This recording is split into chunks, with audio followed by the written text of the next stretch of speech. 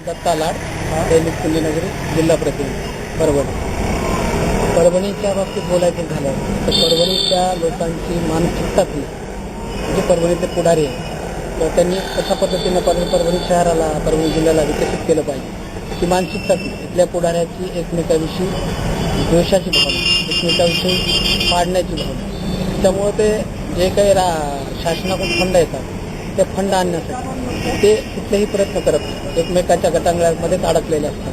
दुसरी गोष्ट, पश्चिम महाराष्ट्रापेक्षा मराठवाड्यातल्या लोकांची, त्यातल्या त्यात परभणीच्या जनतेची मानसिकताच नाही विकास व्हायला पाहिजे. आणि त्यातल्या त्यात आळशी लोक, काम करणे ही प्रवृत्तीच नाही. किती मिळतं, जेवढं मिळतं तेवढ्यावर समाधानी, पण आपण हे केलं पाहिजे, हे होतं त्यानं ते होतं, ही मानसिकताच लोकांची होती. त्यासाठी या लोकांनी आणि परभणी जिल्ह्यातल्या लोकांनी मानसिकता लोकांची बदलून घेतली पाहिजे, तरच विकास होऊ शकतो.